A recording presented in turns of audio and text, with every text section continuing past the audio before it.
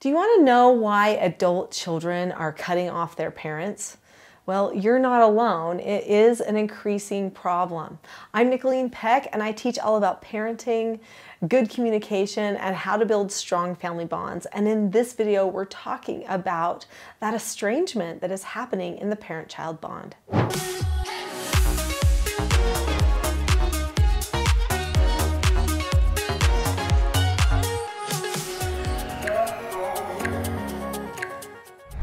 I think for many parents, their nightmare is that their children will reach adulthood and they will not want anything to do with them, or they won't have a good relationship with them. But for some parents, in fact many nowadays, this is actually becoming their reality, which is really sad. So why is this happening? In this video, we're going to be talking about why adult children are cutting off their parents and what parents and society can do to hopefully make a shift so that this doesn't become the new normal.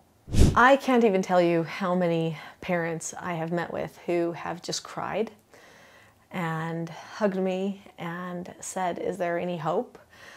I did everything I could. I tried the best. Obviously, I wasn't perfect, but I didn't know what I didn't know. And now my child doesn't want anything to do with me." Or they might say, "I did this, I know it was wrong, but why can't my child forgive me? Why can't we have a relationship? How do I get them to talk to me? What do I do? They won't let me know their children. They won't let me know other people." This is a hard thing. That's a big no answer to take. And it kind of compares actually to dating and courtship, honestly. I know that seems a little strange, but I've always told my children, when you're looking for somebody to be interested in you and want to go on a date with you, the most important person that you can work on is yourself. Don't try to force somebody to like you. Don't try too hard. Instead, focus on becoming the type of person that they want to have in their lives. And then you will find more success attracting that person. Essentially, when parents have children who go away from them, the children have decided they're not attracted to their parents anymore. Now, there could be multiple reasons for this. One reason could be that the child has been mistreated in some way, or maybe one of their basic needs in life they didn't feel like were met.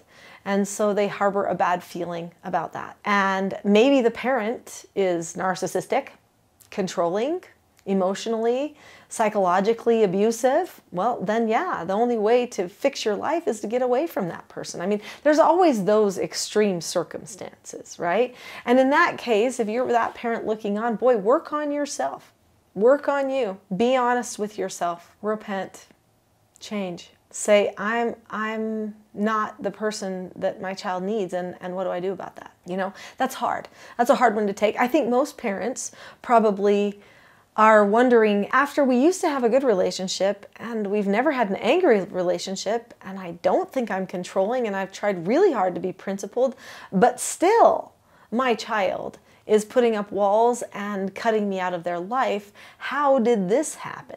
So let's talk about why that might have happened, and then we'll talk about what to do about it, what parents and society can do, because it does relate to society. Young people, when they're getting ready to launch into life, they think they have to break away from everything that they knew and reinvent themselves. And we always hope that they'll find themselves back to the truths that they learned, because those things are lingering there. They're part of their foundation. They're part of their scripting for life. So they always have to come back and compare to things that they've learned or things that they've experienced. But sometimes the voices that are these new voices, like celebrities and pop culture, peers, that are oftentimes selfish voices, are really disrupting the pattern that has historically been the pattern that people go through as they launch into adulthood. And it's throwing a lot of our young adults really off course. These voices are promoting entitlement. They are promoting anger. They're promoting selfishness and a lack of regard or respect for anyone except for self, and sometimes even a lack of regard or respect for self. There is this wildness that is coming through on social media and on videos and movies that makes a young person think that they have to be in control of everyone around them in order to be strong. We're promoting that, especially as we continue to cater to feelings of worry, fear, anxiety, low-level depression. I'm not talking about clinical depression, although even with clinical depression, we need to be careful about how we handle it, how we discuss it, because people can become entitled in all of these feelings, and then they create a path for themselves mentally which just says, I have to be in control of everyone. And so then they soon don't know how to work with people. They don't know how to problem solve with people.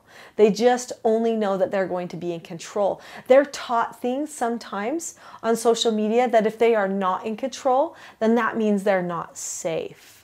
Now, this is a very ironic concept, and I want to spend some time talking about this ironic concept, but before I do you see that subscribe button right there? Click that subscribe button now so that you can get more help trying to improve the bond with your children and working on yourself. So let's talk about this ironic concept of control. That if we are not in control of everything around us, then we have to take that control. It's ironic because this channel is called Teaching Self-Government channel, right? My website is teachingselfgovernment.com. I am the Teaching Self-Government lady.